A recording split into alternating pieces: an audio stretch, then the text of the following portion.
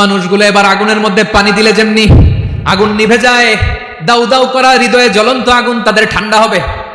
কিয়ামতের ময়দানে ওই বিভীষিকাময় সময়ে মুসিবতের কালে মানুষগুলো পাগল হয়ে বিশ্বনবীকে খুঁজতে আরম্ভ করবে।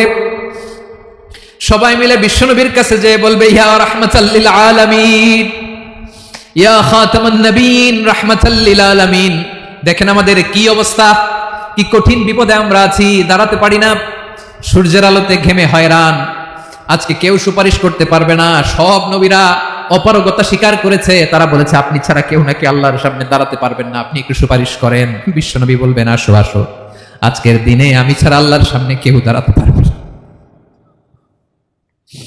বিশ্বনবী মাকামে মাহমুদে যে আল্লাহু আকবার বলে সিজদায় লুটিয়ে পড়বেন। আল্লাহ রাব্বুল আলামিন বিশ্বনবীকে এমন কিছু চমৎকার শব্দ শেখাবেন, ওই শব্দগুলো দিয়ে আল্লাহর প্রশংসা করে বিশ্বনবী কাঁদতে আরম্ভ করবেন। বিশ্বনবী এমন ভাবে অজর দ্বারায় সিজদায় লুটিয়ে পড়ে কাঁদবেন, রব্বুল আলামিনের রহমতের দরিয়ায় জোশ লেগে যাবে। রব্বুল আলামিন এই দৃশ্য দেখে সহ্য করতে পারবেন না। রব্বুল আলামিন বলবেন, ইয়া মুহাম্মদ ইরফা রাসাক, ও নবী আপনি মাথা তোলেন, মাথা তোলেন, আপনার কান্না আমি সহ্য করতে পারি না। নবী আপনি মাথা তোলেন, সাল তুতা, আজকে আপনি যা চাবেন তাই দেব। নবী আপনি সিজদা থেকে মাথা তুলেন, সাল তুতা, যা চাবেন তাই দেব। ওয়াশফা তুশাফা, যার জন্য সুপারিশ করবেন তার সুপারিশ কবুল করে নেব।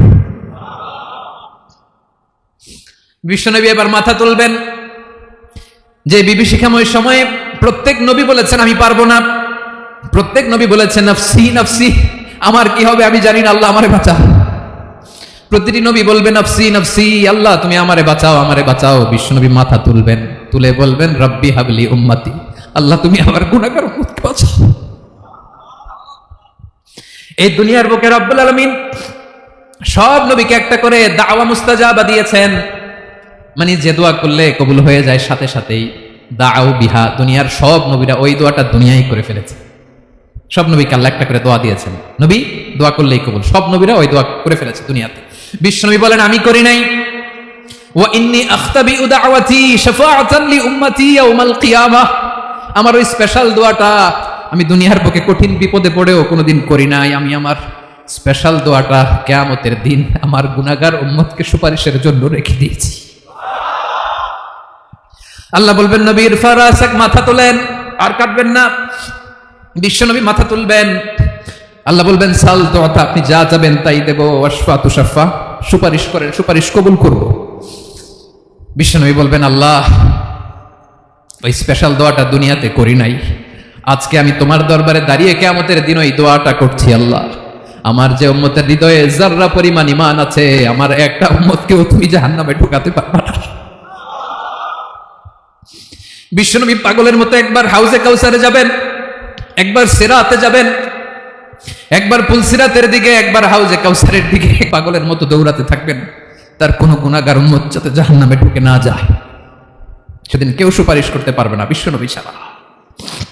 বিশ্বনবী বলেন আনা সাইয়্যিদুন নাস ইয়াউমাল কিয়ামাহ, আমি কিয়ামতের দিন সর্বশ্রেষ্ঠ হব, মানুষের মধ্যে সর্বশ্রেষ্ঠ সেরা আমি বিশ্বনবী। আলহামদুলিল্লাহ পড়েন। বিশ্বনবী বলেন সেদিনটা বড্ড ভয়ঙ্কর, সেদিন কেউ কারো কোনো উপকারে আসবে না, বন্ধু বন্ধুর কাজে আসবে না, স্ত্রী স্বামীর উপকারে আসবে না, স্বামী স্ত্রীর উপকারে আসবে না, পীর সাহেব মুরিদরে বাঁচাতে পারবে না, মুরিদ পীর সাহেবরে বাঁচাতে পারবে না, নেতা কর্মীর পরিচয় দিবে না, কর্মী নেতার পরিচয় দিবে না, ভাই বোনকে চিনবে না, বোন ভাইকে চিনবে না, বাবা তার সন্তানকে চিনবে না, মেয়েকে দেখে মা দৌড়ে দৌড়ে পালাবে। বড্ড ভয়ঙ্কর দিন। বিশ্বনবী বলবেন জমিনটা এখনকার মতো থাকবে না, পুরো জমিনটা সমান হয়ে যাবে, ফ্ল্যাট, এখন তো গোল, তখন ফ্ল্যাট, সবাই এক জমিনের উপরে দাঁড়াবে, সূর্যটা মাথার কাছে চলে আসবে, সূর্যের গরমে মানুষের মাথার মগজ গলে গলে কানের ছিদ্র নাকের ছিদ্র দিয়ে বেয়ে বেয়ে পড়বে। আহ, সবাই হয়রান পেরেশান ক্লান্ত শ্রান্ত। মানুষগুলো বলবে বাঁচার কোনো উপায় নাই। 50,000 বছর মানুষ এরকম দৌড়াবে, চিৎকার করবে, কাঁদবে, বাঁচার কোনো উপায় নাই। সবাই বলবে আহ, আল্লাহ যদি বিচারটা শুরু করতো, যা হবার হবে, আগে বিচার শুরু করুন। বিচারই শুরু হয় না, বিচার শুরু হইতেই 50,000 বছর। আল্লাহ, 50,000 বছর, 5,000, 15,000 না, 50,000 বছর এরকম যাবে। মানুষগুলো কাঁদতে কাঁদতে বলবে চলো আমরা আদম আলাইহিস সালামের কাছে যাই, যেন আল্লাহর যে সুপারিশ করে আল্লাহ আপনি বিচার শুরু করেন। কিয়ামতের ময়দানে সবাই মিলে সাইয়েদনা আদম আলাইহিস সালামের কাছে যেয়ে বলবে, ইয়া আবাল বাশার ইয়া আউয়ালাল আম্বিয়া, ও আদম নবী, আপনি দুনিয়ার বুকে প্রথম নবী, আল্লাহ নিজ হাতে আপনারে 60 হাত লম্বা করে বানিয়েছেন, আপনার সম্মানে ফেরেশতাদেরকে সেজদা দিতে বলেছেন, দুনিয়ার প্রথম নবী, প্রথম মানুষ আপনি, আপনি আল্লাহর যে সুপারিশ করেন যেন আল্লাহ বিচার শুরু করে। আদম আলাইহিস সালাম বলবেন, আমি পারবো না, কারণ আল্লাহ আমাকে একটা নিষিদ্ধ গাছের কাছে যেতে নিষেধ করেছিল, আমি ভুল করে এই গাছের ফল খেয়েছি। নাফসি নাফসি, আজকে আমার কি হবে আমি জানি না, আমি বড় লজ্জিত। আমারে যদি আল্লাহ জিজ্ঞেস করে কেন খাইছিলাম, আমার কোনো উত্তর নাই, তোমারে বাঁচাবো কেমনে আমি? নবীরা থার করে কাঁপবে সেদিন।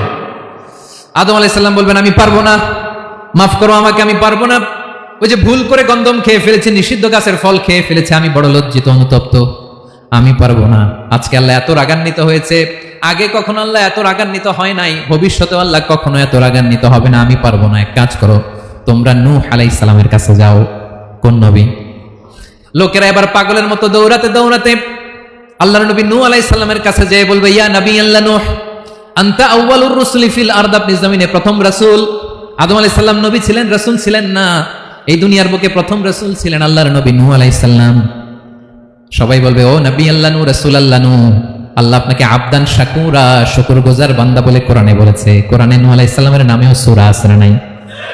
আপনি আল্লাহর প্রিয় বান্দা, প্রিয় রাসূল।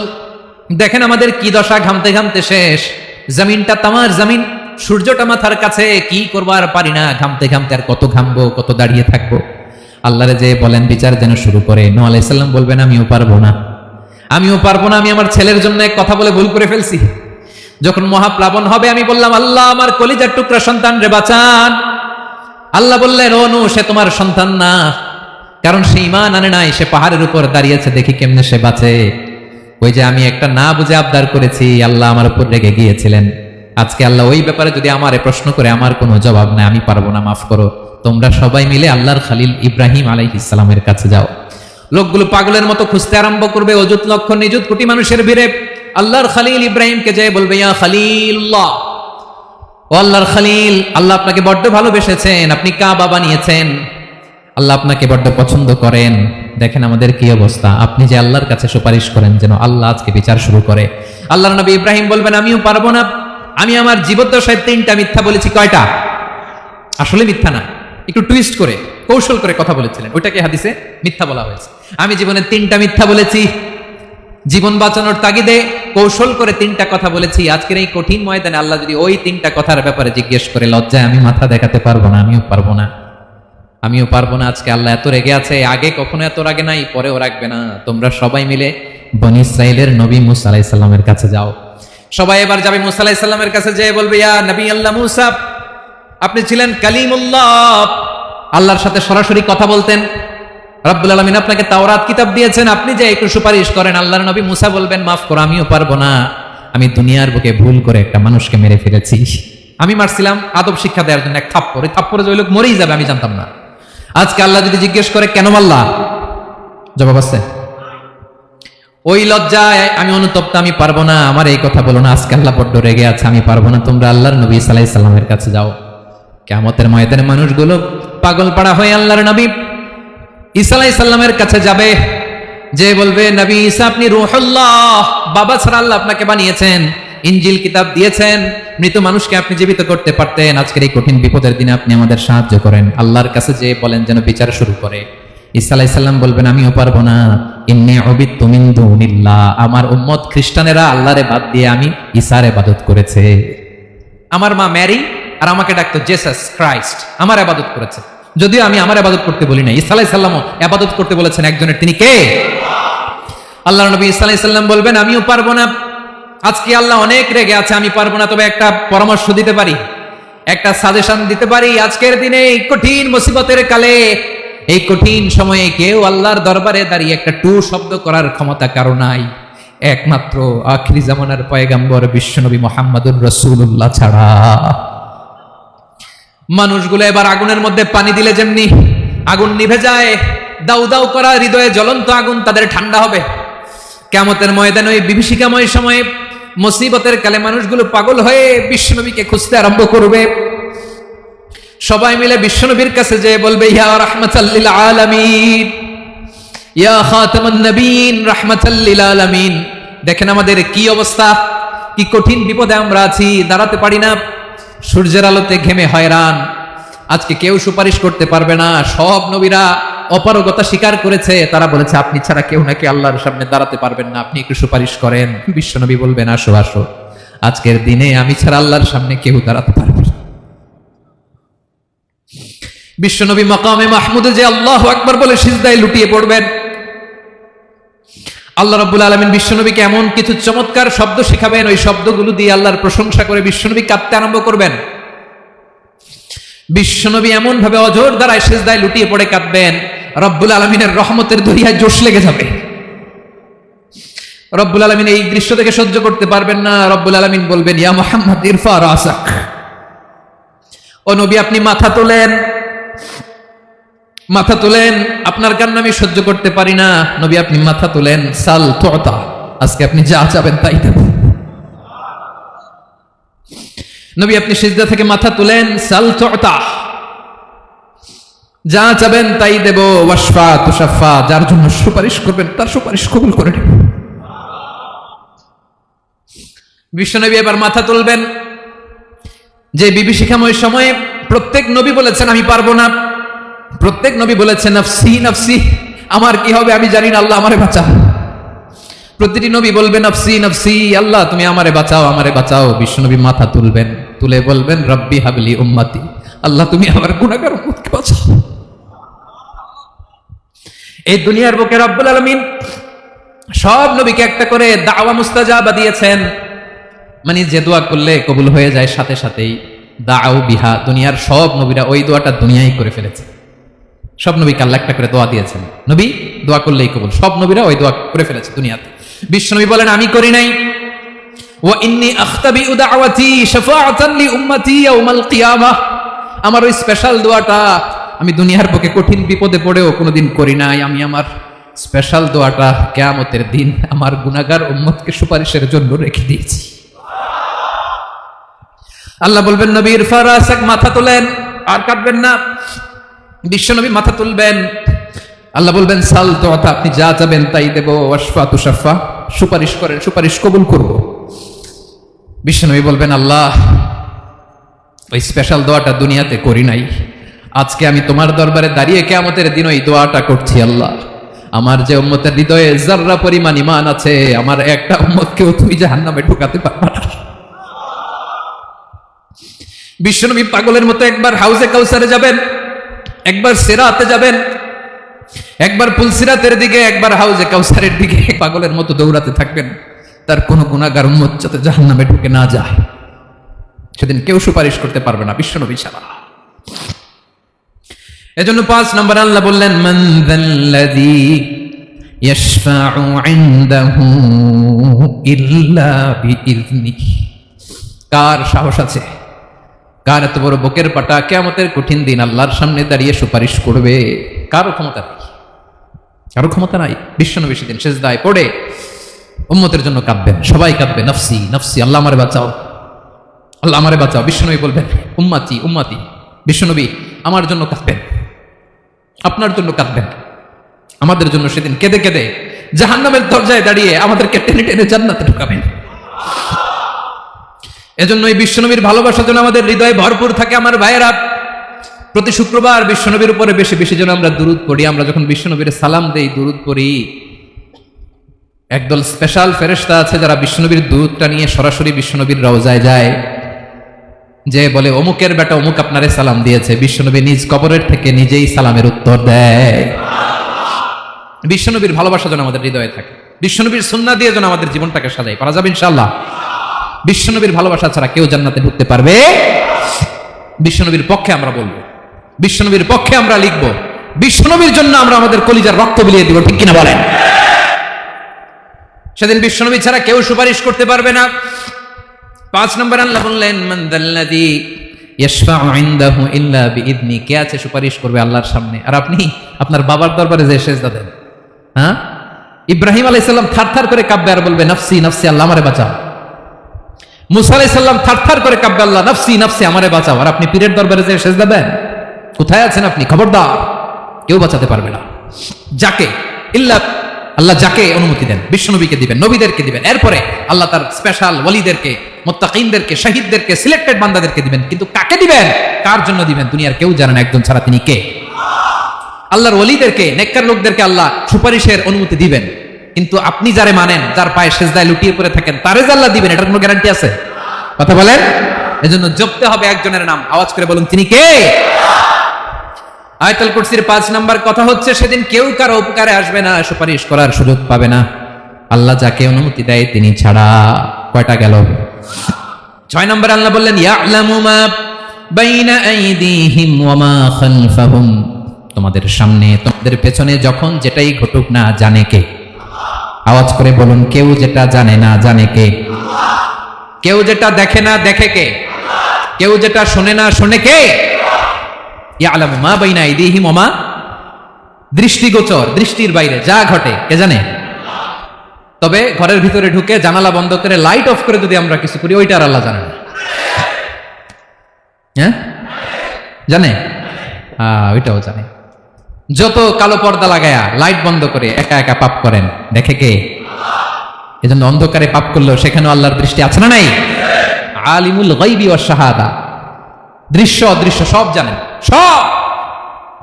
আল্লাহ বলেন, ওয়া আসিররু কাওলাকুম আও ইজহারু বিহি ইন্নাহু আলিমুম বিযাতিস সুদূর, প্রকাশ্যে করো কিংবা গোপনে করো সব জানেন, এমনকি অন্তরে অন্তরে কি ভাবো তাও জানেন। মুখে গালি দেন নাই, মনে মনে গালি দিচ্ছেন, ওটা তো আল্লাহ জানেন না? হ্যাঁ, আলিমুম বিযাতিস সুদূর, অন্তরে যা আছে ওইটাও। ইয়ালামু খাইনাতাল আ'য়ুন ওয়া মা তুখফিস সুদূর, চোখ দিয়ে, অনেকে দেখবেন চোখ দিয়ে চোখ মারে, ওইটাও আল্লাহ দেখেন। বিচার করতেছে, বিচারককে ঘুষটুস দিয়ে আপনি চোখ মারলেন যে এইভাবে না ওইভাবে কর, ওইটা তো আল্লাহ দেখে দেখে নাই? হ্যাঁ, খাইনাতাল আ'য়ুন, চোখের খেয়ানত দেখে। ওয়া মা তুখফিস সুদূর, অন্তরে যেটা লুকায় রাখো ওইটাও তিনি দেখেন। এজন্য আল্লাহ বলেন 6 নম্বর কথা হচ্ছে, ইয়ালামু মা বাইনা আইদিহিম ওয়া মা খালফাহুম, সামনে পেছনে যা ঘটে সব জানে কে? কথা ক্লিয়ার? 7 নম্বরে আল্লাহ বললেন, ওয়ালা ইউহিতুনা বিশাইইম মিন ইলমিহি ইল্লা বিমা শা, কেউ তার জ্ঞানকে পরিব্যাপ্ত করতে পারে না, পরিবেষ্টন করতে পারে না। তার জ্ঞানে কি আছে কেউ জানতে পারে না, ততটুকু ছাড়া যতটুকু তিনি জানেন। সুবহানাল্লাহ। নবীরা কি সব জানেন? বিষ্ণু ইসা ইসলাম সব জানতেন না। আল্লাহ তাআলা নবীদেরকে যতটুকু জানান ততটুকুই নবীরা বলে, ঠিক কি না? ওমা ইয়ানতিকু আনিল হাওয়া ইন হুয়া ইল্লা ওয়াহয়ুন ইউহা, আল্লাহ যতটুকু জানায় নবীরা ততটুকু বলতে পারে, এর বাইরে বলতে পারে না। আল্লাহ যতটুকু জানায় ততটুকু। আমাদের জ্ঞান যা আছে দিছে কে? সবাই বলুন, কে দিছে? এজন্য আল্লাহ বলে, আমি যদি জ্ঞান দেই তাইলে তোমরা জ্ঞান পাও, এছাড়া জ্ঞানের কোনো মাধ্যম দুনিয়াতে। আর আমাদের জ্ঞান একেবারে কম, এই জ্ঞান নিয়ে আমরা বড়াই, কত বড়াই করি, জ্ঞানের কত বড়াই, গর্ব অহংকার, কত গরম আছে না নাই? কি জ্ঞান আছে আপনার? কি জানেন বলেন? ভবিষ্যৎ জানেন? কালকে কি হবে জানেন? তো কি জানেন আপনি?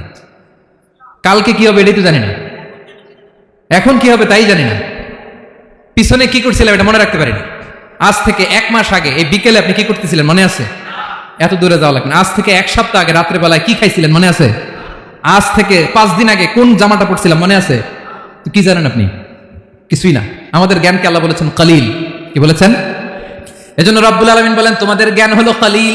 ওমা উতিতুম মিনাল ইলমি ইল্লা কালিলা, একেবারে যত সামান্য জ্ঞান আমি আল্লাহ তোমাদেরকে দিয়েছি, আসল জ্ঞান ভান্ডার একমাত্র আমি আল্লাহর কাছে। তাহলে আমাদের জ্ঞানকে আল্লাহ কি বলেছেন? কালিল। একটু বলুন কি বলেছেন? কালিল মানে কি? একটা মহাসাগরের মধ্যে, খেয়াল করে শুনেন বুঝবেন, একটা মহাসাগরের মধ্যে একটা চড়ুই পাখি যে যদি একটু পানি খায়, পানি খাওয়ার পরে ওই চড়ুই পাখির ঠোঁটে যে একটু পানি লেগে থাকে ওইটারে বলে কালিল। আল্লাহ বলে, মহাসাগর থেকে পানি খাওয়ার কারণে চড়ুই পাখির ঠোঁটে যে একটু পানি লেগে আছে, এই পানিটা হচ্ছে তোমরা পৃথিবীতে যারা আছো সবার জ্ঞান, সবাই মিলে এতটুকু জ্ঞান, আর পুরো মহাসাগরের পানি হচ্ছে আমি আল্লাহর জ্ঞান। তাহলে আপনার জ্ঞান তো অনেক বেশি। এজন্য জ্ঞানের বড়াই করা যাবে না। আল্লাহ বলেন, ওয়ালা ইউহিতুনা বিশাইইম মিন ইলমিহি ইল্লা বিমা শা, আল্লাহ যতটুকু জানান ততটুকুই আমরা জানি, তিনি যে কত জানেন আমাদের কোনো ধারণা নাই। ঠিক কিনা বলেন? কয়টা গেল? 7টা। আর রইল কয়টা? 8 নম্বরে আল্লাহ বলেন, ওয়াসিআ কুরসিয়ুহুস সামাওয়াতি ওয়াল আরদা, তার কুরসি আকাশ জমিন বিস্তৃত। আকাশ এবং জমিনকে পরিব্যাপ্ত করে রেখেছে তার কুরসি, তার ক্ষমতা, তার কর্তৃত্ব। কুরসির দুইটা তাফসির। এক তাফসির হলো কুরসি মানে ক্ষমতা, তার ক্ষমতা, কর্তৃত্ব, আকাশ জমিন বিস্তৃত। কুরসির আরেকটা ব্যাখ্যা হচ্ছে সরাসরি কুরসি, যেখানে আল্লাহ পা রাখে। কি রাখে? তার মানে হুজুর আল্লাহর পা আছে? আছে। কেমন আমরা জানি না, আমাদের পায়ের মতো না। সুবহানাল্লাহ পড়েন। তো তাইলে আল্লাহ কার মতো? আল্লাহ আল্লাহর মতো। সুবহানাল্লাহ পড়েন। লাইসা কামিসলিহি শাই, কোনো কিছু তার মতো নয়। তো তিনি কার মতো? তিনি তার মতো। ওয়ালাম ইয়াকুল্লাহু কুফুয়ান আহাদ। ওয়াসিআ কুরসিয়ুহুস সামাওয়াতি ওয়াল আরদ, তার কুরসিটা আকাশ জমিন বিস্তৃত। এটা ঊর্ধ্ব জগতের কথা। বাতুবাহাতের ভাইয়েরা, কোন জগৎ? ঊর্ধ্ব জগৎ শুরু হয় এই যে এখান থেকে, মাথার উপর থেকে ঊর্ধ্ব জগতের শুরু, ঠিক কি না? এই যে শূন্যে যা দেখেন এটা প্রথম আকাশের মহাশূন্য। আল্লাহ বলেন ওয়ালাকাদ যায়্যানাস সামাআদ দুনিয়া বিজিনাতিনিল কাওয়াকিব, প্রথম আকাশের মহাশূন্যকে আমি তারা গ্রহ দিয়ে সুশোভিত করেছি। আমাদের পৃথিবীর চাইতে অনেক বড় গ্রহ আছে, যেমন সূর্য পৃথিবীর চেয়ে 13 লক্ষ গুণ বড়। কয় গুণ? 13 গুণ, 1300 গুণ, 13,000 গুণ। কত গুণ? আরো জোরে কত গুণ? চিন্তা করছেন পৃথিবীটা কত বড়, আর সূর্য নাকি পৃথিবীর চেয়ে? তার মানে সূর্যই কি সবচেয়ে বড়? না, সূর্যের চেয়ে কোটি কোটি গুণ বড় তারা আছে। এরকম কোটি কোটি তারা নিয়ে আমাদের গ্যালাক্সি মিল্কি ওয়ে, এরকম কোটি কোটি গ্যালাক্সি আছে প্রথম আকাশের মহাশূন্যের মধ্যেই। এরপরে দ্বিতীয় আকাশ। এই দ্বিতীয় আকাশটা প্রথম আকাশের তুলনায় কত বড়? বিশ্বনবী বলেন তোমার হাতের আংটি যদি মরুভূমির মাঝখানে ফেলে দাও, পুরো মরুভূমির তুলনায় তোমার হাতের আংটি যত ছোট, দ্বিতীয় আসমানের তুলনায় প্রথম আসমানটা ঠিক তত ছোট। তৃতীয় আসমান আবার এরকম, ওইটার তুলনায় দ্বিতীয় আসমানটা একটা আংটির সমান। চতুর্থ আসমানের তুলনায় মরুভূমির মাঝখানে তৃতীয় আসমানটা আংটির সমান। একটার চেয়ে আরেকটা বড়। কত বড় আমি বলতে পারবো, আপনারা শুনতে পারবেন, কিন্তু আমরা কল্পনা এটা ধারণ করতে পারবো। পঞ্চম, ষষ্ঠ, সপ্তম, 7 আকাশ শেষ। কি শেষ? এর উপরে আছে বাইতুল মামুর। কি নাম? এটা ফেরেশতাদের মসজিদ, ফেরেশতাদের কেবলা, ফেরেশতাদের কাবা। আমরা যেমন মক্কায় কাবা, ফেরেশতাদের কাবা কেবলার নাম হচ্ছে আল বাইতুল মামুর। 7 আসমানের উপর। এটা কত বড় শুনেন। প্রতিদিন বিষ্ণু বলেন প্রতিদিন এই আল বাইতুল মামুর ফেরেশতাদের মসজিদে 70,000 ফেরেশতা ইবাদতের জন্য চান্স পায়। প্রতিদিন কয় হাজার? একবার ঢুকে যে বের হয়ে যায় কিয়ামতের আগে দ্বিতীয়বার আর তারা চান্স পাবেন না। আল বাইতুল মামুর ওইটা শেষ। এরপরে সিদরাতুল মুনতাহা। কি নাম? সীমান্ত বৃক্ষ। এটা আরো বড়, একটা বিশাল বড় বড়ই গাছ আল্লাহ বানাইছে। ওয়া ইলাইহি ইয়ানতাহি ইলমুল মালাইকা, ফেরেশতাদের জ্ঞান সীমানা ওইখানেই শেষ। এর উপরে কি হয় ফেরেশতারা আর জানে না। ফেরেশতাদের ক্ষমতা এখানে শেষ। সিদরাতুল মুনতাহা, সিদরাতুল মুনতাহার এরিয়া শেষ। এরপরে শুরু হয় আল্লাহুল মাহফুজ, কোরআনের বাড়ি। কোরআনের বাড়ি কই? বাল হুয়া কুরআনুম মাজিদ ফি, এটা মিন দুররাতিন বাইদা, সাদা ঝকঝকে ডায়মন্ড দিয়ে আল্লাহ বানাইছে। আমাদের সবার তাকদীর, ভাগ্যলিপি ওইখানে লেখা, কি হবে না হবে। কোরআনের বাড়ি ওইটা, ওইটা শেষ। এরপরে শুরু হয় লা জামান লা মাকান এরিয়া। ওইখানে কোনো জামান নাই, মাকান নাই, no time no space area শুরু। ওইখানে কুরসি, যেখানে আল্লাহ পা রাখেন বা কুদরতি পা রাখেন। আল্লাহর কুরসি, বড় রাজা বাদশারা সিংহাসনে বসে পা রাখে একটা টেবিলের উপর, শাহী টেবিল, ওইটার নাম কুরসি। আল্লাহ বলে ওয়াসিআ কুরসিয়ুহুস সামাওয়াতি ওয়াল আরদ, আল্লাহর এই কুরসিটা এতক্ষণ যা বললাম এই সবগুলোর চাইতে বড়। কুরসির উপরে আছে আল্লাহর আরশ, আর রহমানু আলাল আরশি ইস্তাওয়া, রব্বুল আলামিন ওই আরশের উপরে। আমি যেমনি চেয়ারের উপরে এরকম না, যেভাবে আল্লাহর জালালিয়াত, হিজ হাইনেস, হিজ রয়্যালনেস, আল্লাহর জালালিয়াত, আল্লাহর কুদরতের মাধ্যমে যেভাবে আল্লাহ আরশের উপর থাকা দরকার, আল্লাহর সত্তা, আল্লাহ ঠিক ওইভাবে আছেন, আরশের উপরে আছেন। ওয়া ইয়াহমিলু আরশা রাব্বিকা ফাওকাহুম ইয়াওমাইযিন সামানিয়া, কিয়ামতের দিন আল্লাহর এই আরশটা 8 জন ফেরেশতা বহন করবে। আরশ বহনের জন্য আল্লাহর ফেরেশতা লাগে না, কোনো কাজের জন্যই আল্লাহর ফেরেশতা লাগে না। আল্লাহ বলে কুন ফায়াকুন, হয়ে যায়। তারপরে আল্লাহ নিয়োজিত রেখেছেন। সেদিন কিয়ামতের দিন আল্লাহর আরশটা বহন করবে কয়জন ফেরেশতা? এদের সাইজ কত বড়? হ্যাঁ, শুনতে মনে চায়? বিশ্বনবী বলেন ইন্না মা বাইনা শাহমাতি উযুনিহি ইলা আতিকিহি মাসিরাতু 700 সানা। বিশ্বনবী বলেন ওই ফেরেশতার সাইজ আমি দেখে এসেছি। কত বড় শোনো, যারা আল্লাহর আরশ বহন করবে, পুরো সাইজ বলা যাবে না। বিশ্বনবী বলেন ওই ফেরেশতার কানের লতি থেকে কাঁধ বরাবর। আপনার কানের লতি থেকে কাঁধ কতটুকু হবে? 4 আঙ্গুল 5 আঙ্গুল।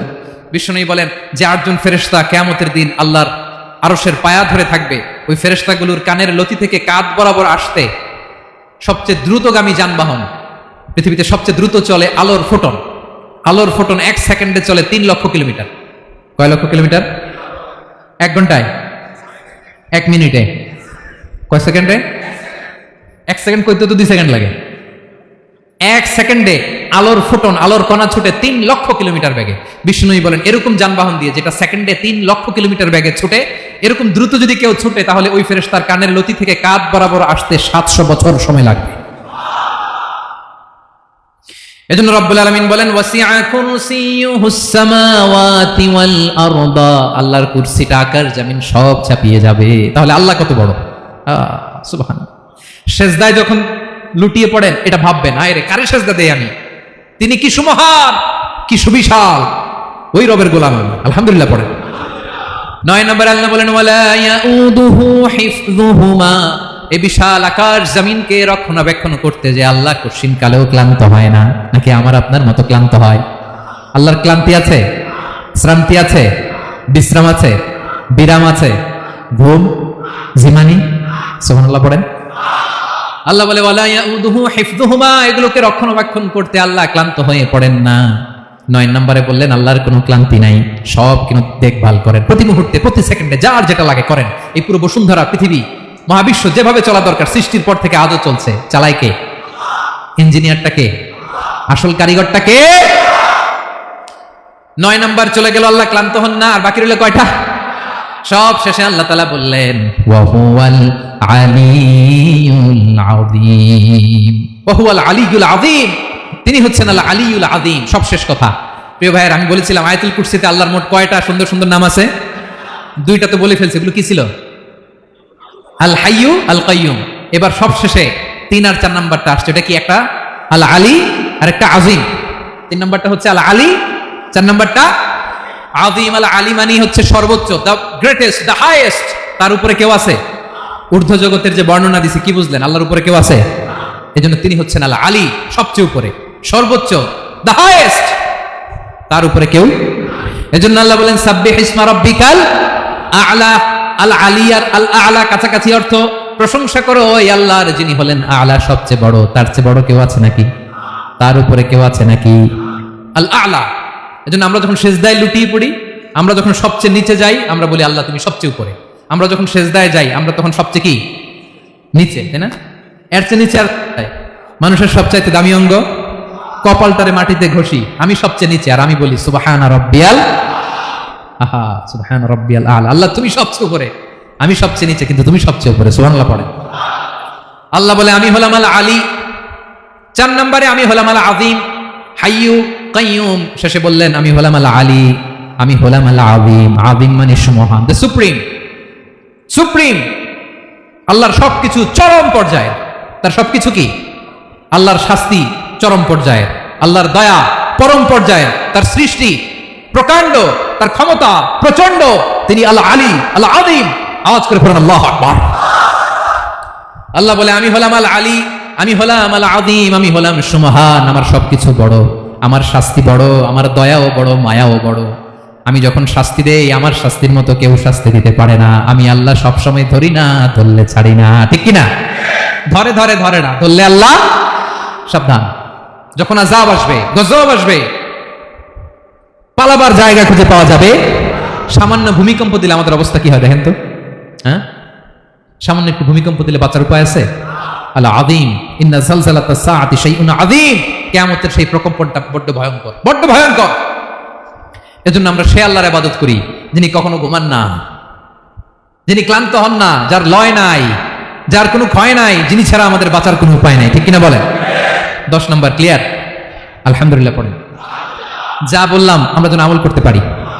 তাহলে একটি আয়াতের তাফসীর শুনলাম। আয়াতটার নাম প্রত্যেক ফরজ নামাজের পরে পড়বেন, সকাল সন্ধ্যা পড়বেন, ওয়াজিফা হিসেবে মানবেন তো? কোন সূরায়? আয়াত নাম্বার মোট কয়টা কথা? 1 নাম্বার, আল্লাহ ছাড়া কোনো ইলাহ নাই, তাকে ছাড়া কাউকে সেজদা দেব। 2 নাম্বার, তিনি আল হাইয়ুল কাইয়ুম, সব মরবে, তিনি মরবে। গোটা বিশ্ব তার কাছে ঠেকা, তিনি কারো কাছে ঠেকা। 3 নাম্বার, তার ঘুমও নাই, ঘুমের আগে যে ঝিমুনি আছে সেটাও। 4 নাম্বার, আকাশ জমিন এর মাঝে যা আছে সবকিছুর আসল মালিকানা কার? 5 নাম্বার, কিয়ামতের দিন যখন থারথার করে নবীরা কাঁপবে, তার অনুমতি ছাড়া কেউ আল্লাহর দরবারে দাঁড়িয়ে সুপারিশ করতে পারবে। 5 নাম্বার, আমাদের সামনে পেছনে উপরে নিচে প্রকাশ্যে গোপনে যা ঘটে কেউ দেখে না, দেখে কে? কেউ জানে না, জানে কে? আল্লাহর জ্ঞানের বাইরে নতুন করে কেউ জ্ঞান প্রডিউস করতে পারে না। তিনি যতটুকু জানায় ততটুকুই জানি, তিনি না জানালে জানানোর সাধ্য কারো। তার কুরসি, তার কর্তৃত্ব ক্ষমতা আকাশ জমিনকে বিস্তৃত করে আছে, ঠিক কিনা বলেন? কিন্তু মহাবিশ্বকে পরিচালনা করতে, রক্ষণাবেক্ষণ করতে তিনি খুব ক্লান্ত হয়ে যায় না? ক্লান্ত হয়? তিনি আল আলী, দ্য হাইয়েস্ট, সর্বোচ্চ, আল আযীম, দ্য সুপ্রিম, তার ক্ষমতার সামনে দাঁড়াবার ক্ষমতা কারো নাই, ঠিক কিনা বলেন? সে আল্লাহর গোলাম হতে পারে, আমরা খুশি না বেজার? আমরা যা করবো আল্লাহর খুশি করার জন্য করব, যা করব আল্লাহর রাজি খুশির জন্য করব। মনের দুঃখ জ্বালা ফেসবুকে শেয়ার দেওয়ার আগে আমি শেয়ার দেবো কার সাথে? পারবেন? পারবেন? আল্লাহরে ভালো লাগে?